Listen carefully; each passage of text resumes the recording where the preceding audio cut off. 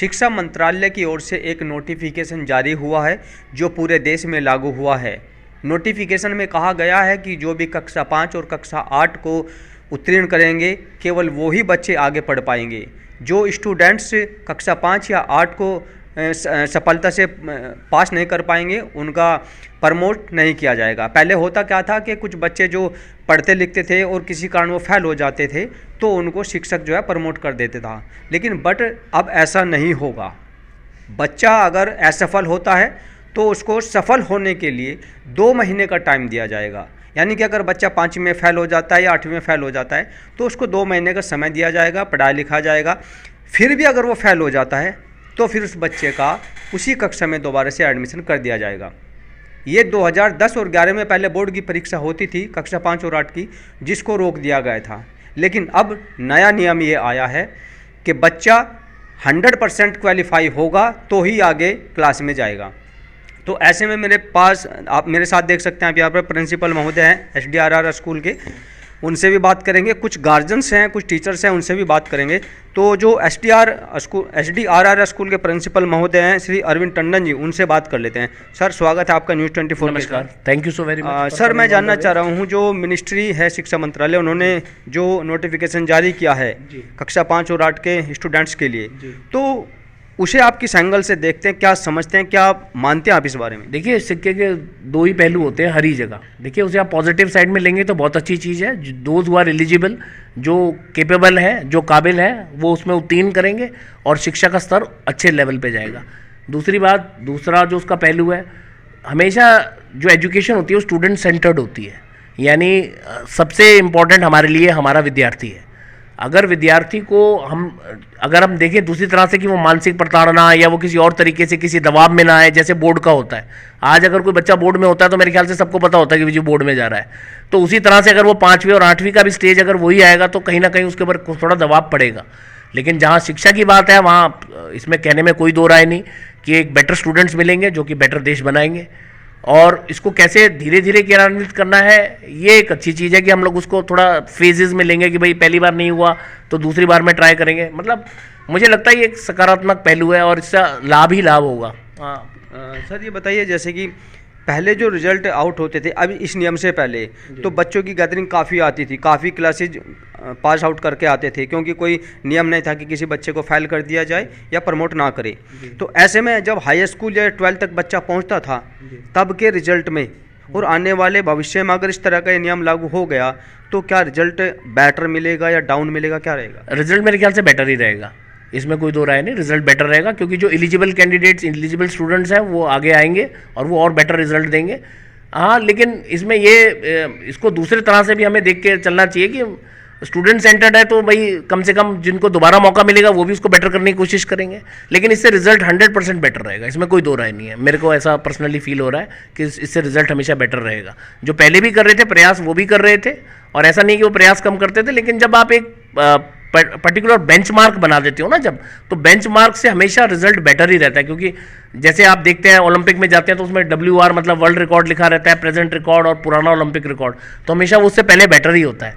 तो ऐसे ही जब आप एक बेंचमार्क रखना शुरू करोगे तो रिजल्ट अच्छा आएगा। यानी कि जैसे आर्मी में भी बेंचमार्क होता है, हाइट का लेवल, बिल्कुल हाइट का होता है, जैसे कि भाई मिनिमम इतनी हाइट चाहिए ही चाहिए। तो मेरे ख्याल से उससे आर्मी एक बेहतर जगह है और वो सबसे अलग हटके हैं, चाहे वो उनके चेस्ट का मापदंड हो, हाइट का मापदंड हो, जनरल IQ का मापदंड हो, वो एक बेहतर इंसान है और सभी में से छटके आते हैं वो, तो आर्मी सबसे बेटर है, इसमें कोई दो राय है नहीं कहने के लिए। यानी कि 5वीं और 8वीं का भी एक मापदंड तय हो गया, ये बेटर रिजल्ट देगा। जी बिल्कुल, डेफिनेटली देगा। ठीक है, थैंक यू सर, धन्यवाद। हाँ, देखिए कुछ पेरेंट्स भी मेरे साथ मौजूद है, अब उनसे भी बात करेंगे क्योंकि गार्जियंस हैं तो अपनी अलग अलग राय रखते हैं, उनसे बात कर लेते हैं। मैडम, क्या शुभ नाम है आपका?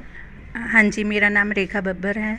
हाँ रेखा जी, ये बताइए, जो कक्षा 5 के और कक्षा 8 के जो स्टूडेंट्स हैं उनको अब प्रमोट नहीं किया जाएगा, वो एग्ज़ाम क्वालिफाई करेगा तो उनको नेक्स्ट क्लासेज में भेजा जाएगा। तो ये मिनिस्ट्री का जो शिक्षा मंत्रालय उनका आदेश है, नोटिफिकेशन है, तो इसमें आप क्या मानती हैं? मैं भी यही मानती हूँ कि ये होना चाहिए, ठीक है, ये डिसीज़न ठीक है, क्योंकि बच्चे अगर उनको पता है कि हमें और ज़्यादा मेहनत करनी है तो वो आगे उसका रिज़ल्ट अच्छा ही आएगा। ठीक है मैडम, आप भी सुन रही हैं मैंने जो क्वेश्चन किया है, उसमें आपकी क्या राय है? बिल्कुल ठीक है, अगर हम बच्चों को रोकेंगे तो आगे जाके मेहनत करेंगे। पेरेंट्स भी जो है बच्चों के साथ मेहनत करते हैं, नहीं पेरेंट्स भी केयरलेस हो जाते हैं कि हमारा बच्चा पास हो जाएगा तो हम क्यों इन पर इतना ध्यान दें। और जब वो देखेंगे कि हमारा बच्चा रह गया है तो मेहनत करेंगे, फिर बच्चे भी मेहनत करेंगे तो रिजल्ट अच्छा आएगा। रिजल्ट अच्छा आएगा। मैडम आप क्या कहेंगे इस बारे में? मेरा कहना ये है, जो सीबीएसई ने ये निर्णय लिया है बिल्कुल सही लिया है, क्योंकि इसमें बच्चों को एक मौका भी दिया है साथ में। अगर उन्हें फेल के लिए कहा है तो एक मौका भी साथ में दिया है कि वो और मेहनत करें और अपने आप को अच्छे मार्क्स लेके आए और अच्छा नागरिक बने, अच्छी पढ़ाई करें। तो मौका साथ में दे रही है, एक तरफा निर्णय नहीं है उनका कि उन्हें फेल कर ही दिया गया है। साथ में उन्हें एक मौका साथ में दिया है कि वो और मेहनत करके सफल हों, तो इसलिए ये निर्णय सही है। हाँ देखिए, एजुकेशन मिनिस्ट्री ने जो निर्णय लिया है उसमें 2 महीने का चांसेज दिया गया है, यानी कि 5वीं और 8वीं में अगर कोई बच्चा असफल रहता है तो उसको सफल होने के लिए 2 महीने का टाइम दिया गया है। सर आप क्या कहेंगे इस विषय में? सर बिल्कुल सही है। एक कहावत है, डर के आगे जीत है। बच्चों के अंदर जब तक डर क्रिएट नहीं होगा बच्चा पढ़ ही नहीं पाएगा। हमारे टाइम पे इतनी लंबी लंबी कंची लेके आया करते थे, अब बजाय था पढ़ाया था डर होता, बिल्कुल आगे निकले हम। आज हमारे से टेबल पाड़े कुछ सुन लो फटाफट। और आज बच्चों को 2+2 करना 4 भी नहीं आता बेबी। मेरे पास 12th के बच्चे, मैं आपको लांग दिखा हूँ, वो प्लस ही नहीं कर सकते। बहुत से ऐसे बच्चे ऐसे होते हैं, उनके साथ जी ज़बरदस्ती करके हम उन्हें प्लस करना भी सिखाते हैं, माइनस करना सिखाते हैं, और कितनी मुश्किल से हम उन्हें 12th में पास कराते हैं हमें पता है सर। एक एक बच्चे का रिजल्ट देना हमारे लिए महाभारत काम हो जाता है। जब तक कि बेस मजबूत नहीं होगा, 5th 8th के बच्चे एलसीएम लेना नहीं आता, प्लस माइनस करना नहीं आता, हम कैसे कराएंगे 12th में?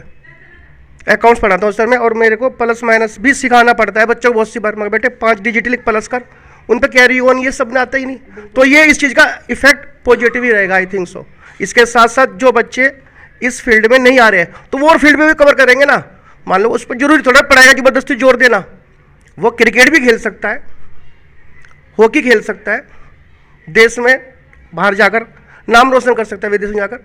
तो आई थिंक सो कि ये बच्चे को अलग अलग फील्ड में भी हमें बहुत अच्छा इसमें चांस मिलेगा सर। तो सर जैसे मुझे, आप टीचर हैं, आपने बताया अच्छा जो भी बताया, लेकिन मैं ये जानना चाह रहा हूँ जैसे कि अभी जिन बच्चों के असफल होने की बात चल रही है, अगर वो 5वीं 8वीं में असफल हो जाते हैं तो केवल और केवल सारा बर्डन टीचर्स के ऊपर रहता है या पेरेंट्स को भी ध्यान देना चाहिए? दोनों सर, दोनों जिम्मेदार हैं इसके। टीचर्स ने यहाँ पढ़ा दिया, बच्चे का घर पर ध्यान नहीं दिया तो क्या करेंगे? आप टीचर की है सर, पेरेंट्स तो आगे फिर पकड़ लेंगे, इधर मैनेजमेंट भी पकड़ लेगा, प्रिंसिपल भी पकड़ लेगा। आफत सबसे ज़्यादा किसकी है? टीचर्स की। रिजल्ट हमें देना। देखिए एक समझने वाली बात ये भी है कि बच्चा जो स्कूल में आता है वो लगभग 5 से 6 घंटे टीचर्स के पास रहता है, बाकी 17-18 घंटे वो पेरेंट्स के पास रहता है। तो ऐसी स्थिति में बच्चे पर ध्यान देना पेरेंट्स का ज़्यादा इम्पोर्टेंट माना जाता है। तो कहीं ना कहीं टीचर्स के ऊपर बर्डन डाल दिया जाता है, लेकिन इम्पोर्टेंस जो है वो पेरेंट्स की भी होती है। सर आप क्या कहें इस सब्जेक्ट में? ये डिसीजन बिल्कुल सही है जी। और वैसे भी डिसीजन इसलिए सही है, रीज़न उसका कि कुछ बच्चे जो पढ़ाई में इंटरेस्ट लेना ही चाह रहे, वो कोई कारपेंटर बनना चाह रहा, पेंटर बनना चाह रहा, प्लेयर बनना चाह रहा, तो उस डिपार्टमेंट में चले जाएंगे। और अदरवाइज जो पढ़ने में है उसमें रिजल्ट बेटर हो जाएगा, उसको एम भी मिल जाएगा एक। तो इससे दोनों ही देश में जो बेरोज़गारी समस्या है वो भी मेरे हिसाब से बहुत जगह सही सोल्व हो जाएगी। भाई किसी को स्पोर्ट में जाना है तो स्पोर्ट में उसको कैरियर बन जाएगा, कारपेंटर बनना है कारपेंटर बन जाएगा, ड्राइवर बनना है तो ड्राइवर बन जाएगा। अच्छा, टीचर्स को क्या महसूस होता था उस वक्त जब बच्चा असफल हुआ? बच्चा पढ़ा लिखा नहीं लेकिन टीचर को वो प्रमोट करना पड़ा, उस टाइम टीचर्स के मन में क्या भाव होता था? प्रॉब्लम आती थी थोड़ा पढ़ाने के लिए। एक बच्चा 90% वाला बैठा है, एक बच्चा 40% है, 20% वाला बच्चा। तो टीचर जब कोई क्वेश्चन एक्सप्लेन कर रहा है तो अगर ज़्यादा इजी क्वेश्चन हैं तो 90+ वाला बच्चा उसके लिए बोर हो रही क्लास, और ज़्यादा स्पीड से चल रहा तो वो 20% वाला समझ नहीं पा रहा चीज़ों को। तो ये बैलेंस नहीं बन पाता था पढ़ाने का।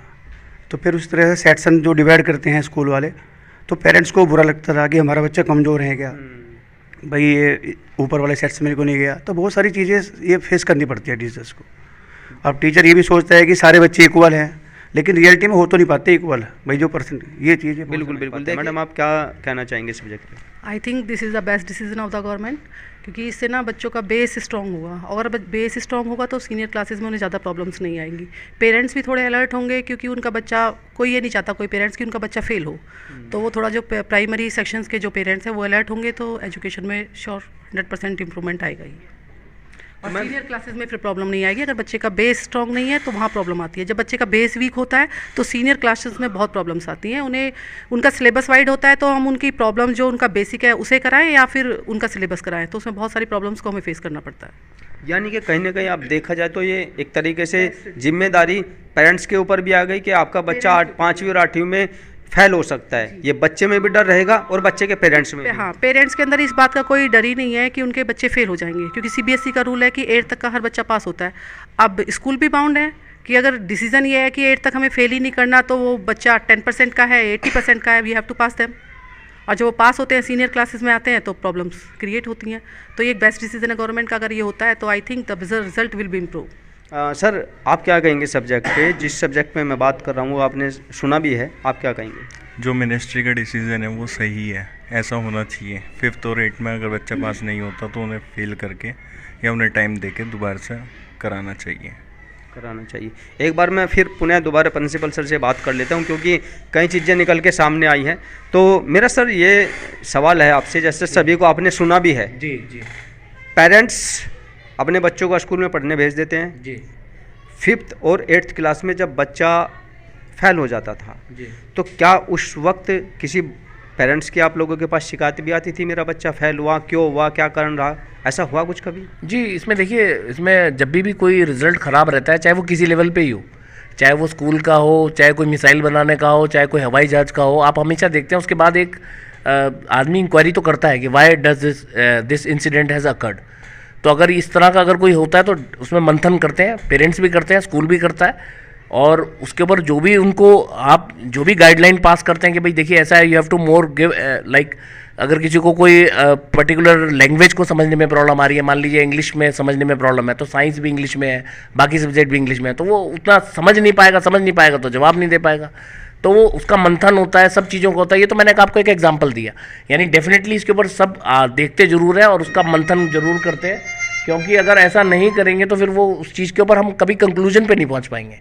क्योंकि ये डेफिनेट है कि वो बोलेंगे जरूर कि ऐसा है, लेकिन बच्चा जो होता है डेफिनेटली देखिए 4 से 5 घंटे रहता है, और बाकी जो 19 आवर्स है अगर उसमें 8 घंटे सोएगा भी, बाकी चीज़ें करने में 4-12 घंटे मान लो, चाहे जितना मान लो, उसके अलावा भी बहुत सारा टाइम है वैल्यूएबल, जो एक माता पिता है वो गुरु बन के जो उसके ऊपर ध्यान देंगे कि आज आपने क्या पढ़ा, कैसे पढ़ा, क्या समस्या आई, मुझे बताओ, कुछ समस्या है मैं सॉल्व करूँ। तो वो यानी 1 और 1 11 होता है हमेशा, एंड 1 - 1 इज ऑलवेज 0। सो इसमें डेफिनेटली दोनों को बहुत इंपॉर्टेंट रोल प्ले करना है और साथ साथ चलना है।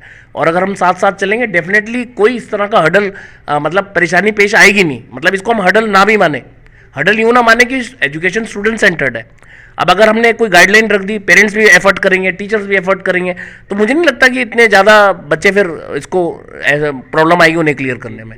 बट लेकिन ये सब परसेप्शन क्या है, नज़रिया हमारा क्या है। अगर हम नकारात्मक इसको रखेंगे कि नहीं जी ये तो हमें दबा रहे हैं, मानसिक दबाव फलाना, तो फिर हम नहीं कर पाएंगे। अगर हम इसे सकारात्मक लेंगे, yes we can do it, तो मुझे लगता है बहुत आसानी से होगा और भविष्य उज्ज्वल ही रहेगा। Thank you sir. जो बच्चे वास्तव में पढ़ने लिखने में अच्छे नहीं हैं, वो फेल हो जाते हैं, तो उनको 2 मंथ का चांस मिलेगा, और अगर वो तब भी फेल हो जाते हैं तब वो उसी क्लास में रहेंगे जिस क्लास में वो पढ़ रहे थे। मिनिस्ट्री ने इस पर खास तौर से आदेश पारित करते हुए रोक लगा दी है कि कोई भी बच्चा अब 5वीं और 8वीं में विदाउट एग्ज़ाम क्वालिफाई किए आगे किसी भी क्लास में एंटर नहीं कर पाएगा। शामली से अपने सहयोगी दीपक के साथ अमित शर्मा, न्यूज़ 24।